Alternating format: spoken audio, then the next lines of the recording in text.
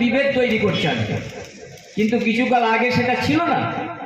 সেই জন্য রবীন্দ্রনাথ বলেন, কেহ নাহি জানে কার আহ্বানে, কত মানুষের ধারা দুর্বার স্রোতে এলো কথা হতে, সমুদ্রে হলো হারা।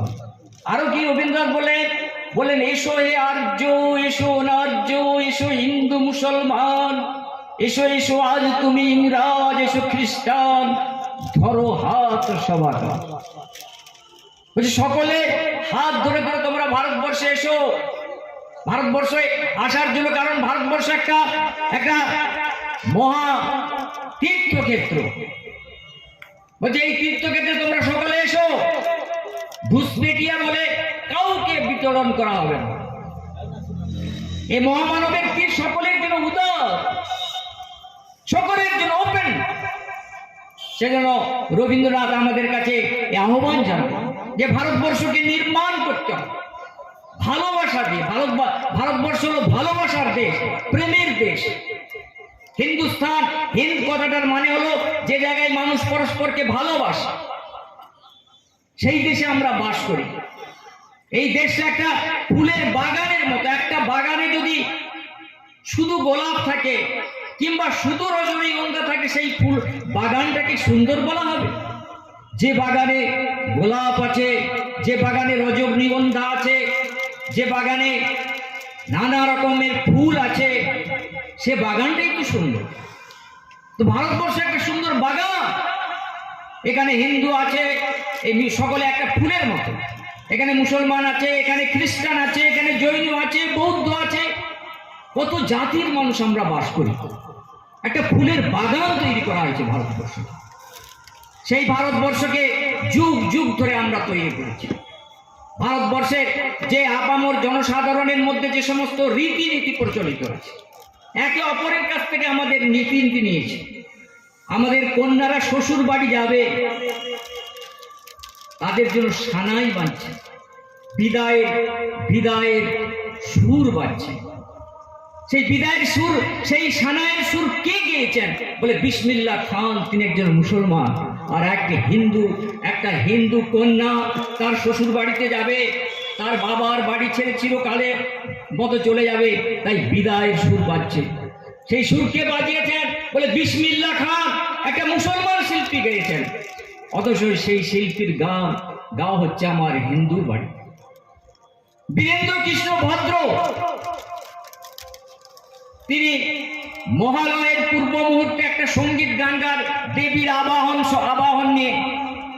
তো তাকে প্রশ্ন করা হয়েছিল যে আপনি এই যে মহালয়ের যে গান আপনি করেন দেবীর উদ্বোধন উপলক্ষে, বলছে এই গানের সুর আপনি কোথা থেকে পেলেন? তো বীরেন্দ্র কৃষ্ণ ভদ্র বলেছিল, এই গানের সুর আমি আজানের সুর থেকে পেয়েছি। যে আশ্চর্য! দেবীর উদ্বোধন হবে মুসলমানের আজানের সুর।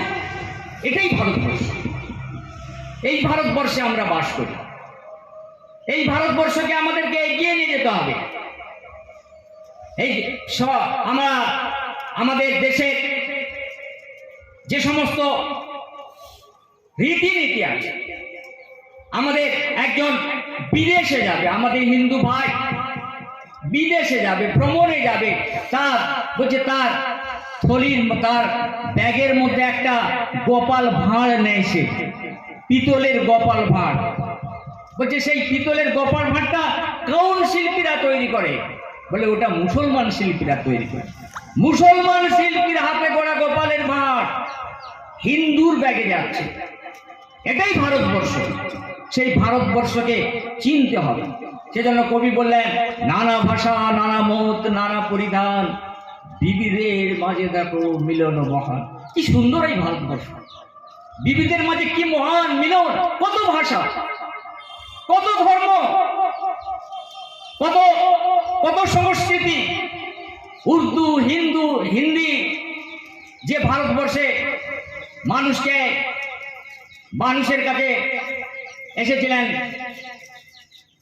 আজমিরি রহমতুল্লাহ। चिश्ती ने जिस जमीन पर पैगमे हक सुनाया, नानक ने जिस चमन पर ओहदात की गीत सुनाया। যে ভারতবর্ষে চিস্তি এসে এক মহামানব এসে তিনি ভারতবর্ষে একত্ববাদের ঘোষণা দিলেন, যে ভারতবর্ষের গুরু নানক একত্ববাদের ঘোষণা দিলেন, সেই ভারতবর্ষে আমরা বাস করি। এই ভারতবর্ষকে বলে চমন, যে এই ভারতবর্ষকে আমাদের মনা মনীষীরা, আমাদের ধর্মগ্রন্থের ধর্মের মনীষীরা এই ভারতবর্ষের, তারা এই ভারতবর্ষকে বানিয়ে গেছেন, তৈরি করে গেছেন। এই ভারতবর্ষকে, এই ভারতবর্ষে সেজন্য